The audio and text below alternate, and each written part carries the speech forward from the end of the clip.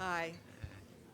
For those of you who may be just joining us on our live stream video, I'm Janet McMahon, Managing Editor of the Washington Report on Middle East Affairs. One of our main focuses is keeping track of members of Congress and the pro-Israel PAC contributions so many of them receive. And I think Grant Smith made it clear this morning that these pro-Israel members of Congress increasingly do not reflect the views of the majority of Americans. Today, I'm very happy to introduce two Democratic former members of Congress who do reflect those views. Fortunately, I don't have to introduce them to each other, since they have been colleagues and friends for nearly a quarter of a century. We thought it would be fascinating and informative to hear a conversation between them about their experiences as congressmen and how they continued to win re-election for decades, despite the opposition of the Israel lobby. Jim Moran, on my far right, represented Virginia's 8th Congressional District, just across the river from here, from 1991 until he retired in 2015. He was the mayor of Alexandria, Virginia, from 1985 to 1990, when he defeated incumbent Stanford Paris. As a congressman, Jim was a staunch critic of moving the U.S. Embassy from Tel Aviv to Jerusalem, an issue which never seems to die, and of the major role the Israel lobby played in pushing for the disastrous U.S. invasion of Iraq in 2003. Of Irish descent, Jim is the son of professional football player James Moran Sr. and the brother of Brian Moran, the former chairman of the Democratic Party of Virginia. He is currently a professor of practice at Virginia Tech's School of Public and International Affairs. Nick Rahall, to my immediate right, is the grandson of Lebanese immigrants and the longest-serving ever member of Congress from West Virginia, whose 3rd and 4th districts he represented from 1977 to 2015. He was one of only 8 House members to vote against the authorization for use of military force against Iraq in 2002 that preceded the U.S. invasion. And he has repeatedly expressed concern about America's relationship with Israel, stating, "Israel can't continue to occupy, humiliate, and destroy the dreams and spirits of the Palestinian people and continue to call itself a democratic state." When Nick spoke at our conference 2 years ago, he regaled us with his story about going on an AIPAC-sponsored trip to Israel in 1995 and taking with him to Gaza several AIPAC board members who wanted to meet Yasser Arafat. They were just stumbling over themselves to get their pictures taken with him, he recalled. Seriously, though, I think this is proof that Nick is willing to talk to anyone in order to advance the cause of peace and justice. Unfortunately, today, Congress seems to have few members who follow that lead. So please join me in welcoming Jim Moran and Nick Rahall today.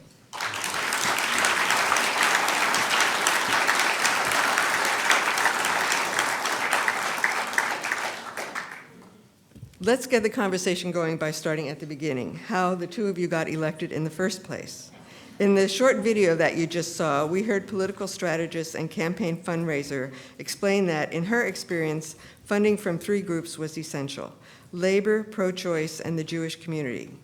But before approaching the Jewish community, Stephanie Schweick said, a potential candidate had to meet with the lead AIPAC person in his or her state, who would make it clear that the candidate needed to draw up a paper on Israel, even before hiring a campaign manager or policy director. That's how we raise money, she said. So to raise money from the Jewish community, a major contributor to Democratic candidates, one needs the AIPAC seal of approval.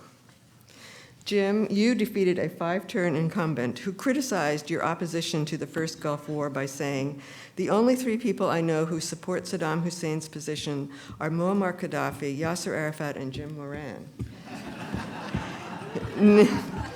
He left out Nick. He didn't know him. And Nick, you're an Arab American who got elected at the age of 27 to become the youngest member of Congress. And you went on to be reelected 17 times. How did you each do it? Go ahead, buddy. Well, in my case, unlike my dear friend Jim Moran, I had never held political office before my first run for Congress in 1976. I was unheard of, except in my local hometown where I had been active in local issues, civic clubs, chamber of commerce, et cetera, et cetera. My predecessor had served for 18 years, and much to everybody's surprise, at the literally last second of the filing period that year, dropped out of the congressional race to run for governor. I had previously filed for the congressional race, again, as an unknown with several other unknowns, the main political figures in the district not believing that the incumbent was going to drop out to run for governor. Well, when he dropped out, I decided, and I was fortunate enough to be able to borrow money at that time on my own and use those borrowings to run for Congress. At that time, it cost me, I think, $150,000. Drop in the bucket these days.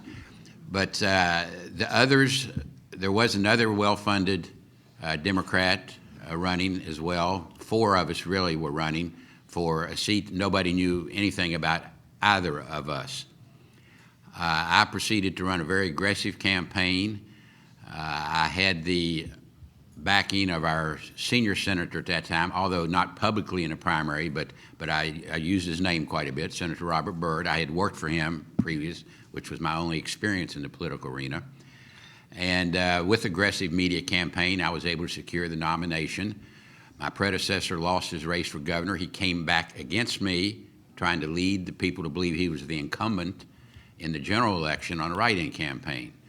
The press caught on to it very quickly, reminded the people he's not the incumbent. He gave up the seat. We have a nice young guy running by my name, Nick Rahall, and I had pretty good press endorsement, much to my surprise. I had Democratic establishment support, and I had my own money. So AIPAC was not a factor. My district, there are very few synagogues in my district. In southern West Virginia, a very rural area of our country where coal is the main industry. So running that aggressive campaign, I got elected that first term, basically without any outside groups. I did not even have labor endorsement. They were for another candidate that was an official of the United Mine Workers Union in my primary campaign. So I had no major group endorsements, not labor, not NRA, not anybody. Then becoming the incumbent, my predecessor was still running against me my full first term, again trying to mislead the public into believing he was the current congressman. Re-elect your congressman. Ken Heckler was his name. He came at me one-on-one in the primary 2 years later in '78. Again, I had to borrow some additional money, had no major endorsements, and ran. Actually, I'm sorry, my first re-election I did finally get labor endorsement.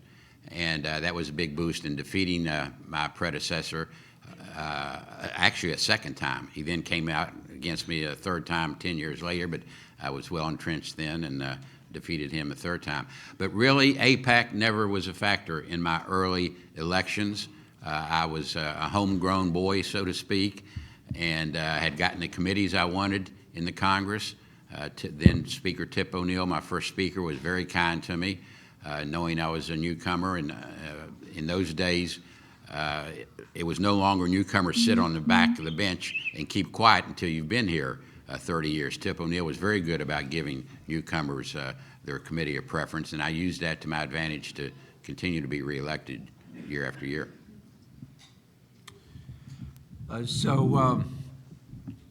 When that comment was made by Stan Paris, a Washington Post reporter called me in an unguarded moment, of course, no staff or anything around, and not having the erudition or even not to mention the intellect of Professor Mearsheimer. So they asked me, he says, how do you feel? And Mr. Paris said, it connects you to Muammar Gaddafi and Saddam Hussein. I said, oh, Christ, I'd like to punch that fatuous jerk on the nose is how I feel, which the Post printed in its entirety. And it probably set me back a little because the District of Northern Virginia is one of the best educated, most politically engaged in the country. But it didn't it didn't cause any kind of mortal political wound. Basically, the first election, I just worked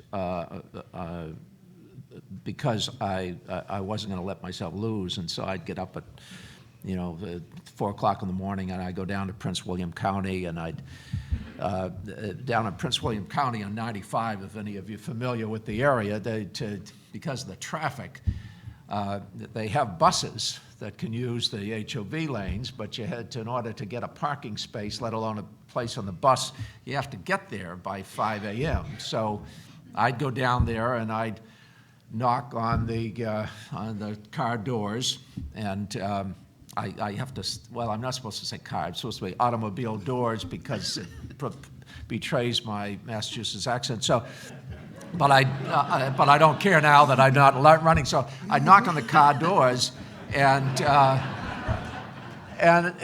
they'd roll the window. I'd wake them up, obviously, because they'd have to get there at 5 in order for the bus that left at 6. So I'd wake them up, and they'd turn and they'd give me a digital salute invariably for the first couple of weeks. But after I kept doing it, eventually they'd reach the handout. And it was the same. I'd stand at a corner holding the sign, and the same initial reaction. But after a while, they realized, gosh, this guy means it. If he's willing to work this hard, then maybe he'll work this hard for me. So eventually that worked, but it was just through sheer determination. And plus something else, and I think Nick and I have in common, I know actually we have in common, we like people. And we enjoy running. And, we'd go into a big room, and, oh, this is fun. Let's go meet so-and-so. And even people that didn't agree with us, we'd how you doing, and so on. That's the Kennedy clan, and there's a lot of folks who certainly, Tip was like that. Politics should be about liking people and enjoying doing something meaningful for them when you get the opportunity. Unfortunately, it's more about money now, frankly. But before the process was so corrupted, it really was just about who wants to work the hardest and who enjoys meeting people the most. So I think that's how I got elected the first time. And then both of you kept getting reelected, and then you did have some opposition from the lobby as the years went by, I gather. So how did you keep getting reelected? Well, I can speak for myself. I did engage in some Herculean efforts to make some of my races challenging.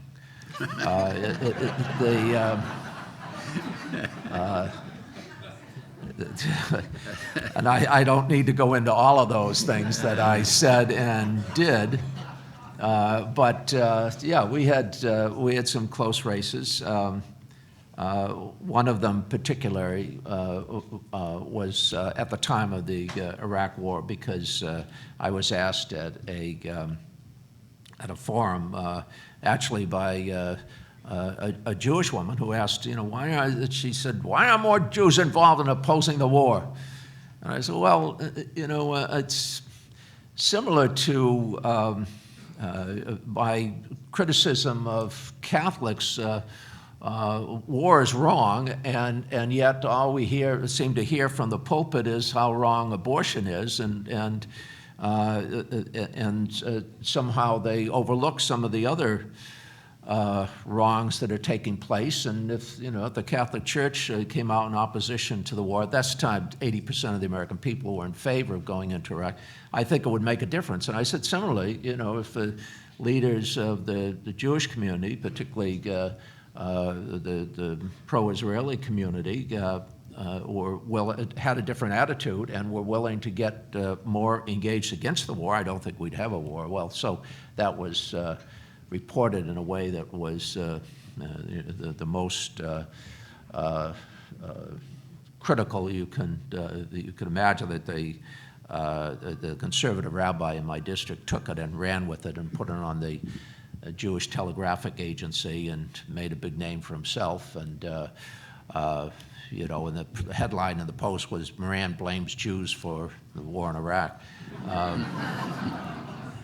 But of course, as Professor Mearsheimer mentioned in his terrific address, the Israeli lobby had an instrumental role. It wasn't the only reason by any means that we went into Iraq, but it was a contributing factor. I might as well get into some of the policy issues. It was interesting in Tony Blair's book. He mentioned going down before England chose to side with the Bush administration in the Iraq War, that he went down to the Crawford Ranch to meet with Bush, and it was Netanyahu who met him. And the executive director of AIPAC in 2003, in an interview with a New York newspaper, took credit that his greatest accomplishment was getting the authorization for the use of military force in Iraq. So, the Israeli lobby did have a contributing influence to us going to war, but for other reasons, things I can cite too to support that. But that particularly upset the Washington Post suggesting that. And I'm sure I could have been far more articulate in explaining my position. But it stung, because I think many people did realize that this is something that Israel wanted us to do. Certainly Netanyahu did. Sharon understood that.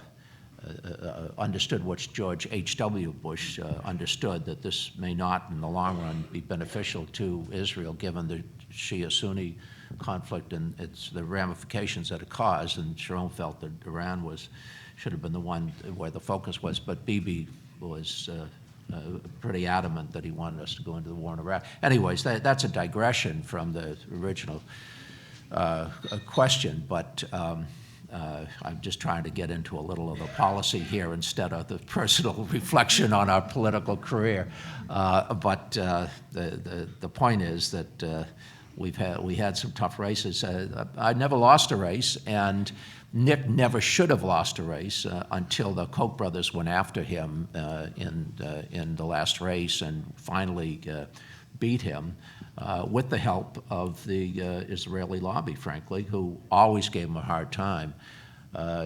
Nick is one of the people who I've always looked up to, because it's hard not to admire people who show courage and conviction, and Nick always has, and was one of my heroes in the Congress, frankly. Thank you, Jim. You're very kind with your words. As I mentioned earlier, Tip O'Neill was my first speaker. You may recall his famous saying was, "All politics is local." And I really took that to heart during my entire time in the U.S. Congress. I always felt my duties were first to the constituents that honored me and humbled me by sending me to Washington. I always was back home every weekend and every congressional break. Working the grassroots, continued from my first days of standing outside the coal mine gates and meeting every coal miner as he or she went to work at 4 or 5 a.m. and when they'd get off the shift at 3 or 4 p.m. Factory gates, when we had large numbers of people working in both of those operations, which is not true today, but in those days we did. And I always was close to the ground back home. And I got to be known as the personal representative of my district. I took to heart the fact that we in the House are the closest elected federal officials to our people. Nobody's ever appointed to the House of Representatives. We have to always be elected, regardless of any vacancy in where we served. Unlike the Senate, who can be appointed, senators can be appointed. So I really worked the grassroots throughout my career. My first running amok of the lobby, so to speak, was, I guess, in 1982. Tip O'Neill came to me first at the height of the Israeli invasion of southern Lebanon.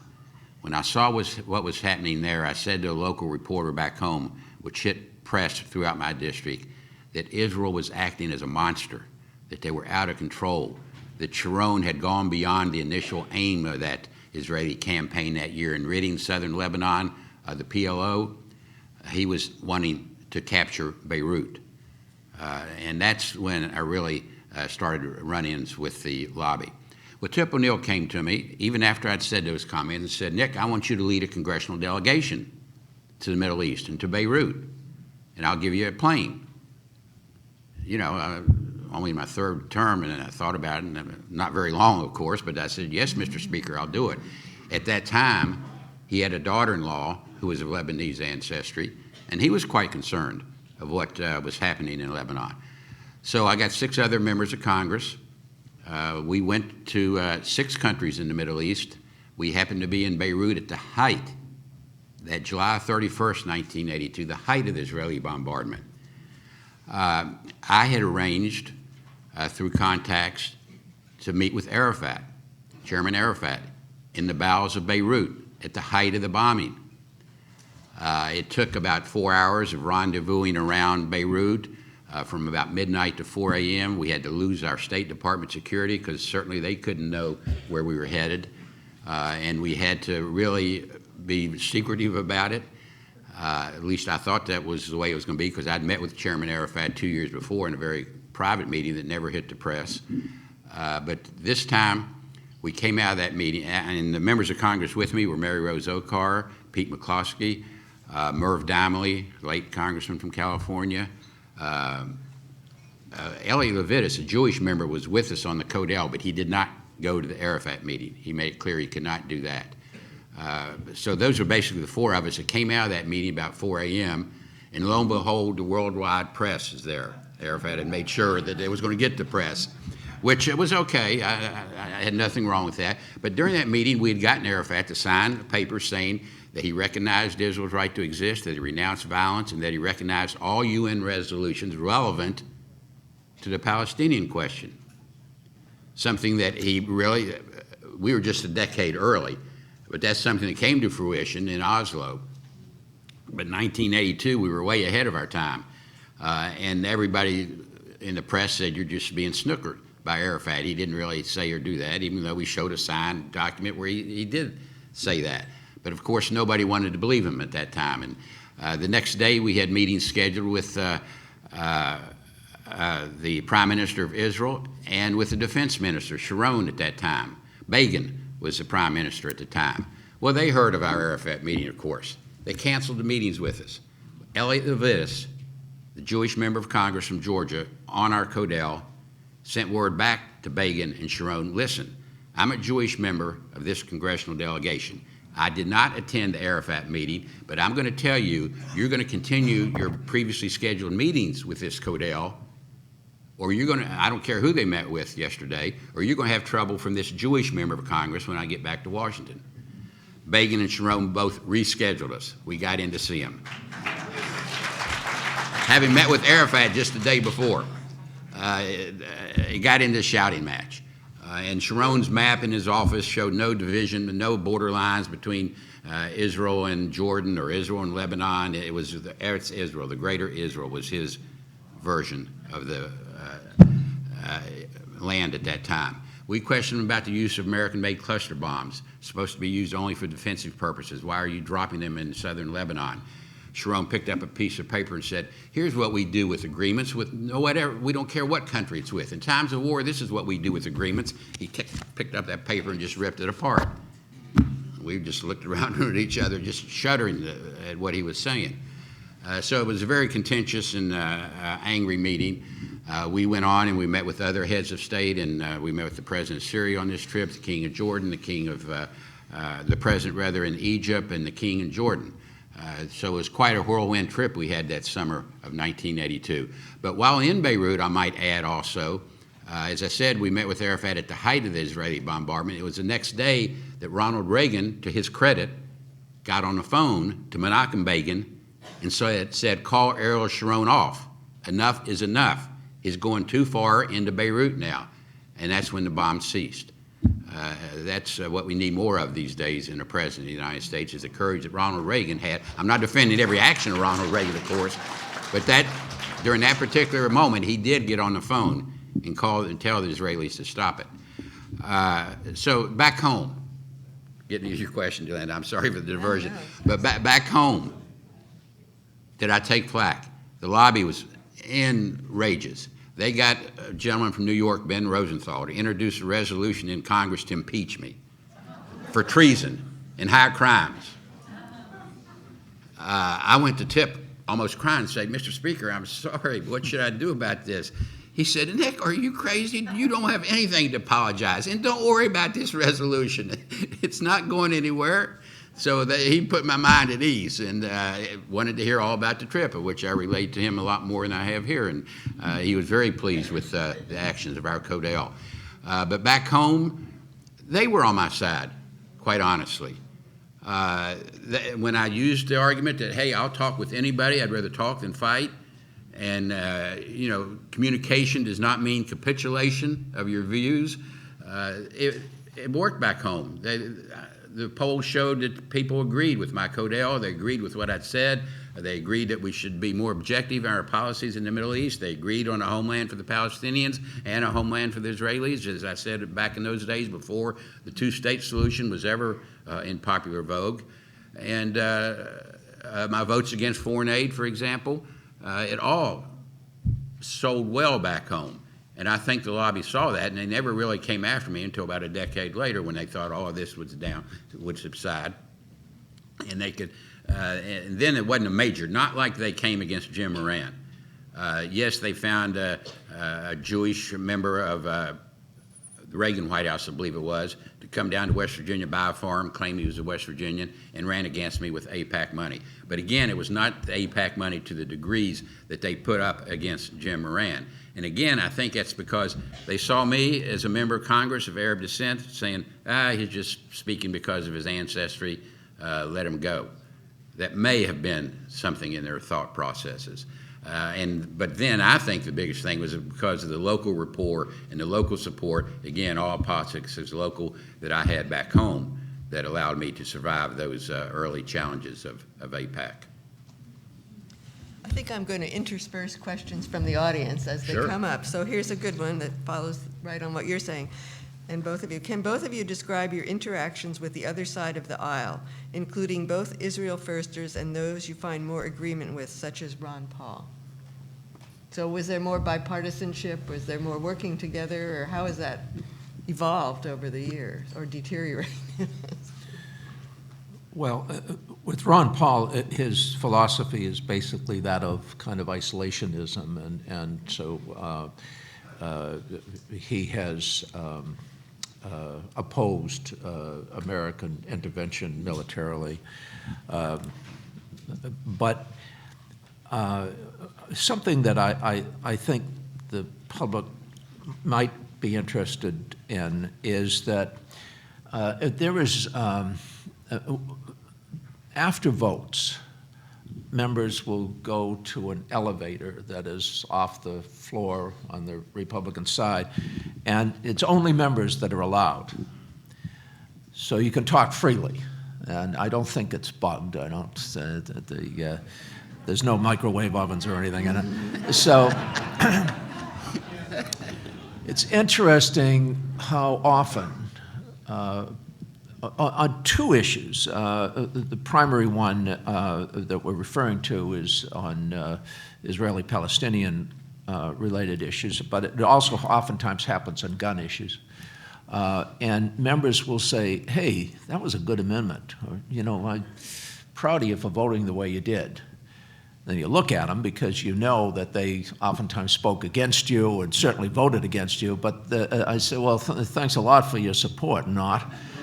And they'll say, well, I can't, I couldn't be with you, obviously. I'd be defeated, but you were right, of course. And, a comment was made earlier that, people are not voting with the views of the vast majority of Americans on some issues.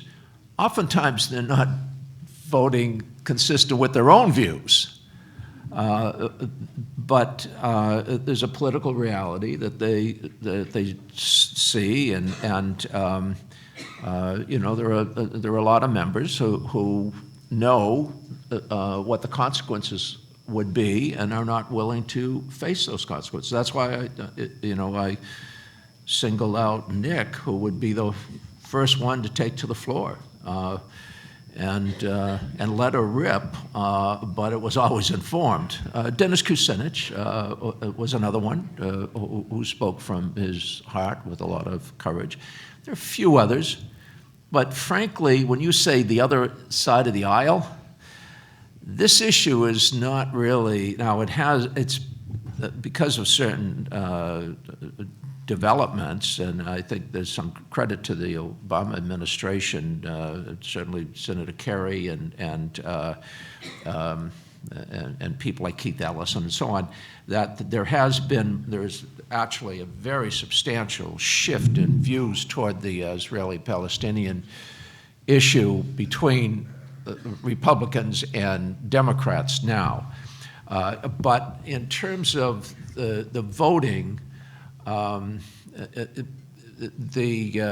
AIPAC has at least as much influence within the Democratic caucus as the Republican caucus. So when you say on the other side of the aisle, it happens that there are, there's maybe half a dozen, maybe. Well, I guess it's close to a dozen now who will speak out. They tend to be Democrats, but it's nonpartisan in terms of this issue, generally speaking. How you work with our How do you work with people on the other side of the aisle? Yeah. People you can work with and not. Let me just add to what Jim has said, and I totally agree with what he has said. There is a great deal more opposition privately in the Congress to U.S. policy in the Middle East than is publicly stated. Members will come up to me, as I'm sure they did Jim, after many of these one-sided resolutions we'd vote upon that blamed everything on the Palestinians, and say, in the cloakroom again, like Jim is saying, Nick, I had to, when I voted, hold your nose and vote the way they did, but they had to vote the way they did. And the real truth of why they voted the way they did, it's easier. It's an easier path to follow for so many members of Congress. They're not hearing from their constituency on the issue. It's not a big issue back home.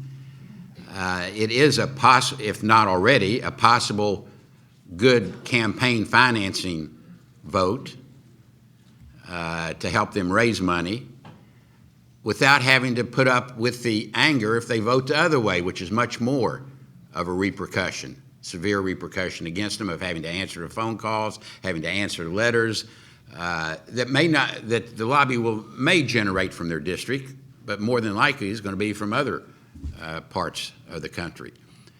So members of Congress are so often as well, it's kind of a Pavlovian reflex.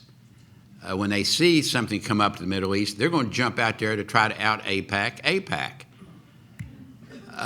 They don't want to be hassled and have to put up with what AIPAC's going to direct. They know is going to come their way if they don't do a letter. They don't want to be accused of doing a letter that AIPAC wrote for them.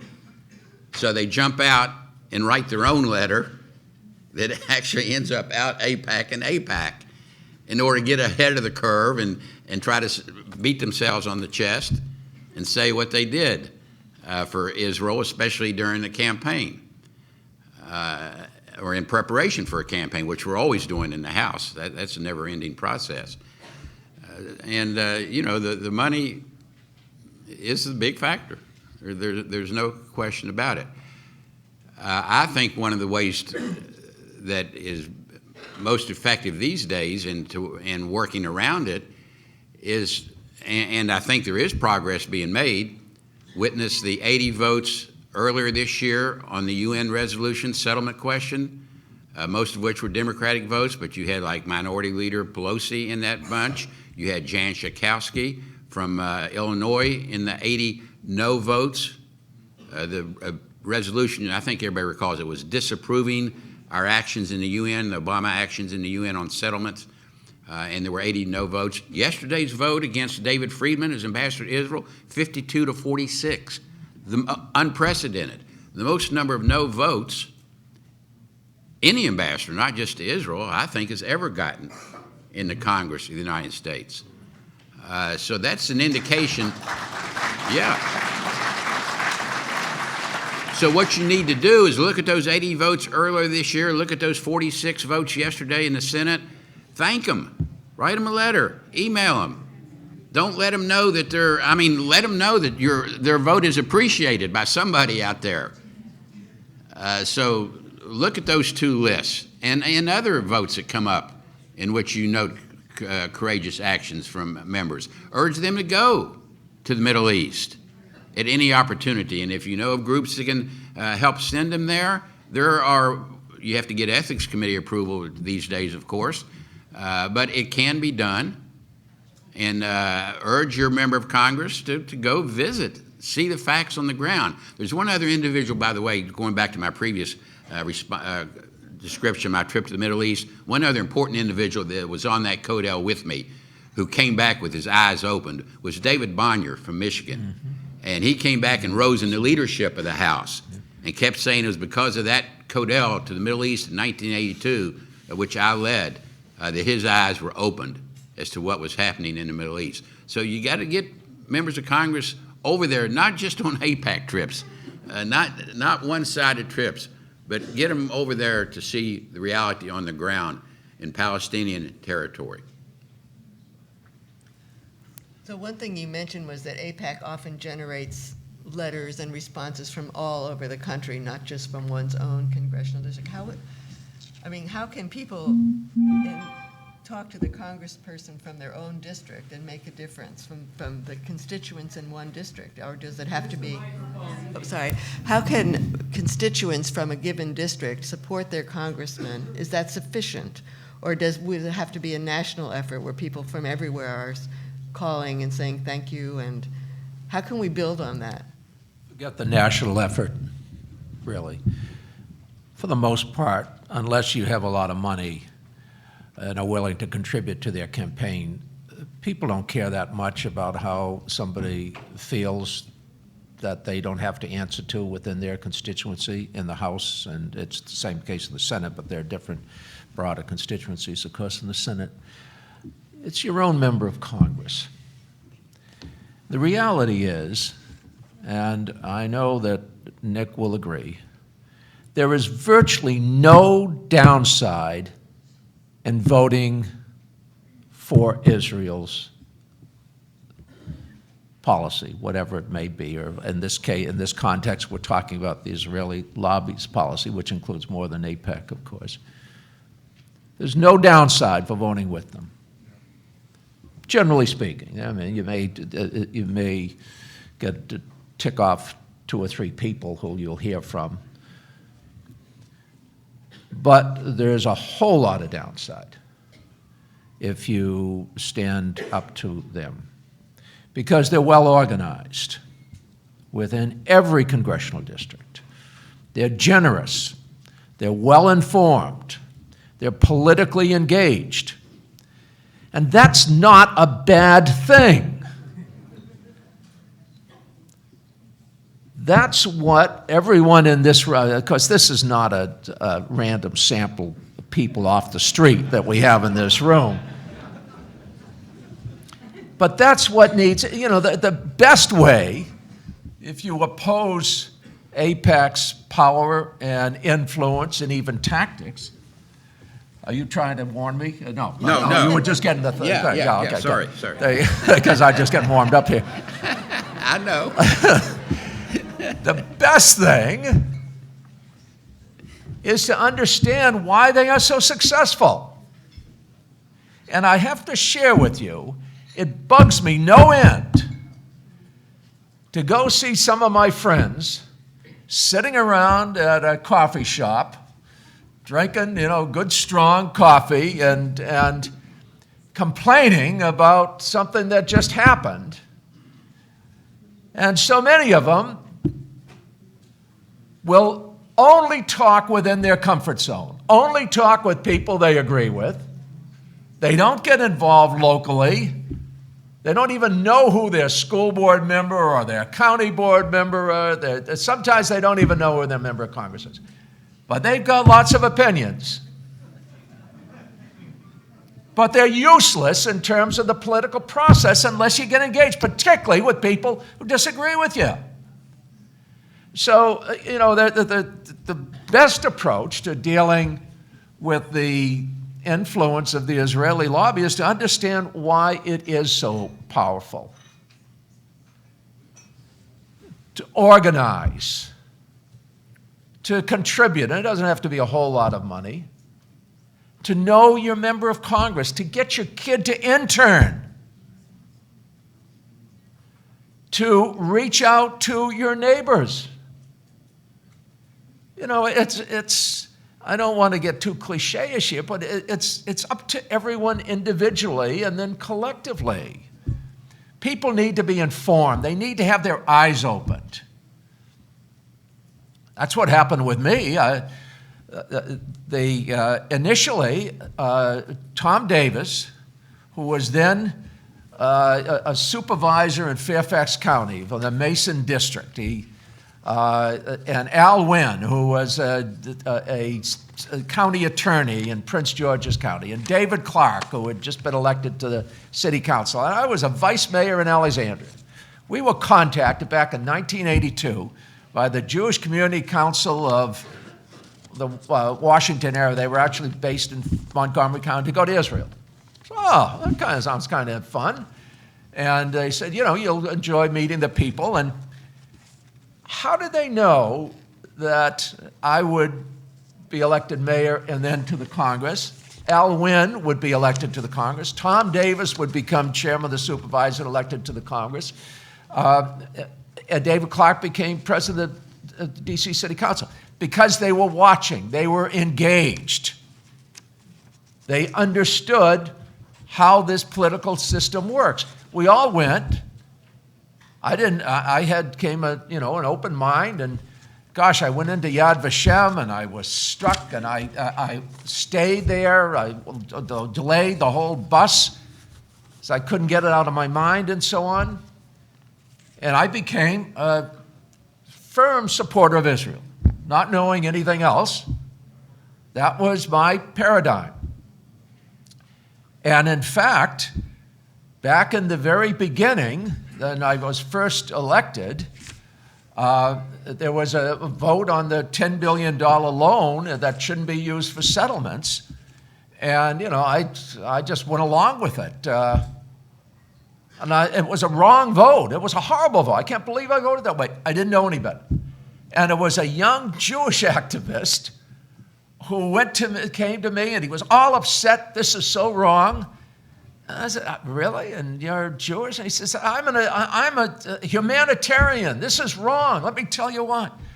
And I got to thinking, and then I talked to a guy by the name of Saba Shami that we both know, and who got his way into the campaign.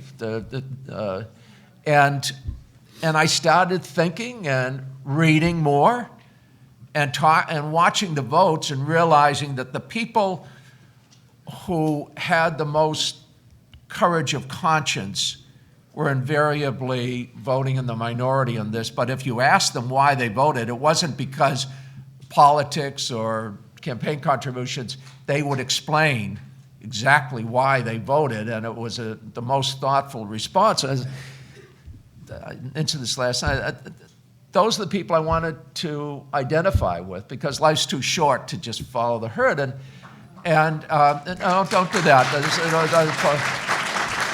And then it was a guy by the name of Danny Abraham who he sold Slim Fast. He owned Slim Fast, and ironically, he sold it to Tom and Jerry's ice cream, and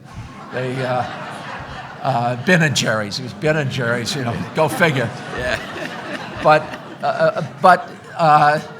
Danny Abraham had this Center for Middle East Peace and Economic Cooperation, and he had this woman, Sarah Ehrman, who had worked for AIPAC, and she was very close to Hillary. In fact, she's the one that convinced Hillary to go down to Arkansas when Hillary wasn't sure. Do I want to go with this guy, or do I want to follow my Wellesley classmates? So anyway, she convinced her to go down to Arkansas. The rest is history. But Sarah, started talking with me. Danny Abraham brought me to the West Bank.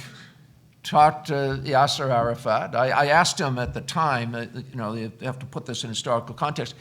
Like I said, this was right after Rabin had been assassinated. I heard that you cried, that they couldn't talk to you. You were so upset when Yitzhak Rabin had been assassinated. Why? And he said, Yitzhak was the only Jew who ever treated me like I was a man. Well, that's fascinating. So a lot of this is, a struggle for dignity and being recognized. Anyways, one thing led to another, and eventually you form your views. But it goes back to the need to open people's eyes. And when you open their eyes, sometimes their heart opens up too, and they do the right thing.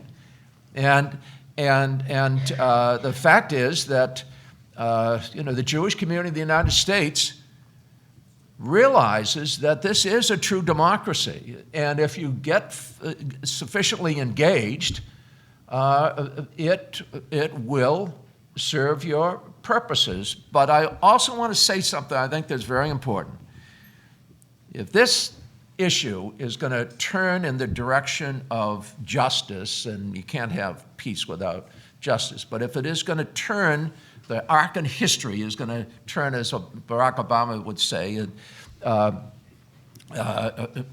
toward justice, a lot of it is going to be because young Jewish men and women who are on campuses and who are reading and who understand the importance of this democratic process and who are of the same ilk that disproportionately turned around the civil rights struggle in the South. They were the ones that came down from New England and northeastern states and so on, and many of them lost their lives. They have to be engaged too, and they will be engaged as long as sufficient information is out there, and as long as people who know the facts on the ground have the courage of their convictions to share that information and understand that basically most people are good, and when they know the reality of a situation, they're going to do the right thing. And then the Congress will follow. Do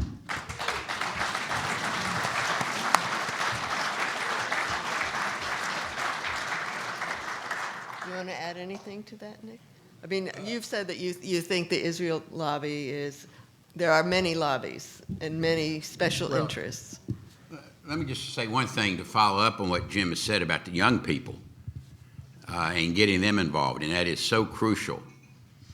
Now, I'm going to say something here that may be heresy, and some are going to boo probably when I mention the name, because I know they've been described as APEC light and other descriptions.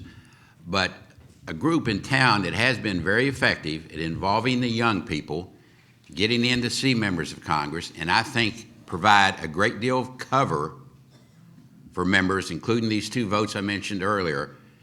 A group in town that I think is worth reaching out to and trying to get across the divide is J Street. I think they are a growing organization. They're involving a lot of young, active people across this nation. They're causing a stir in the Democratic Party. You saw, for the example, this year, the first time I've ever seen in a presidential debate the issue of Israel and Palestine come up like it did and be debated. And they can get into members of Congress office. And that's important. So whatever coalition building you can do, and there may not be 100% agreement on a lot, not a lot, but a few issues, but I think there is a common goal, and it's important to stress upon members of Congress, especially the newer members of Congress, that AIPAC does not speak for the Israeli people. They speak for the right-wing Likud government. A lot of newer members of Congress don't quite distinguish that. Whereas J Street, let me just tell you some of their positions. I'm sure you probably know it. They supported the Iran nuclear deal. They opposed David Friedman as U.S. ambassador. They opposed the Trump anti-immigration policies, including the ban on Muslims, civil liberties, and increased defense spending at the expense of domestic programs. J Street opposed the Israeli settlement expansion and supported the Obama administration's decision to abstain from UN Resolution 2334. That's that 80-vote reference I referred to earlier. They opposed a 2015 amendment to the U.S. Trade Promotion Bill that would have protected Israeli settlements from the BDS movement. They have acknowledged the painful side of Israel's creation, which was the displacement of the Palestinian people. So I think there is a ground there for a reach out and a approach that says, let's do this together, and let's go to Congress together. And I think members of Congress will respond when they see Jewish and Arab working together instead of hurling insults each way. I know that we all know the American people are yearning for that to happen in our political environment, which we're not there yet, or further back, I think, than when Jim and I were in the Congress. But that's what I think would strike a responsive chord if we want to expand beyond just this group, is what I'm saying, and beyond just Arab groups working on behalf of a two-state solution, for example. J Street supports that. And I think that's what we got to get back to. So I throw that out as something that I think should be explored to try to enhance our mutual goals.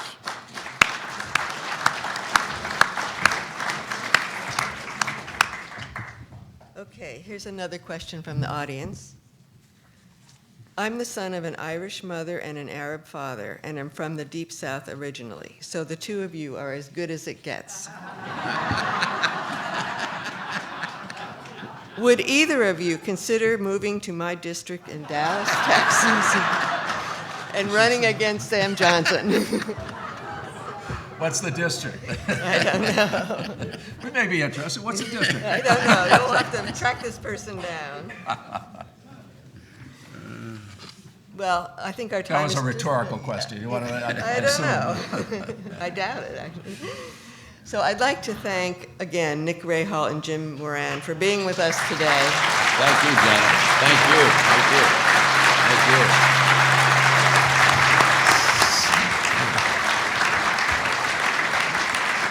Say, could I just give a little shout out here? Shai Tamari come in here. He's Shai's in the front row here. He's shaved his hair since the last word from me. But Shai was my foreign policy person. Shai used to be a member of the Israeli Defense Forces,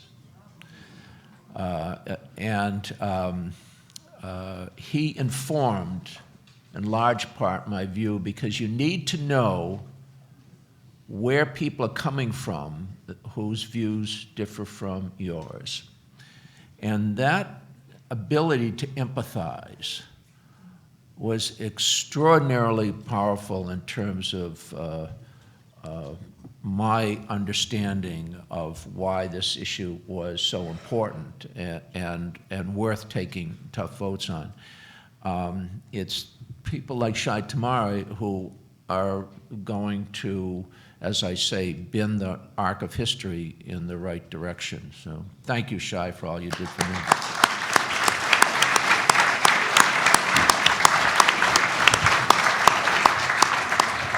Very good. I also wanted to thank Jim and Nick for their service to our country for so many decades. Thank you. Not only for being here today. It's been our honor.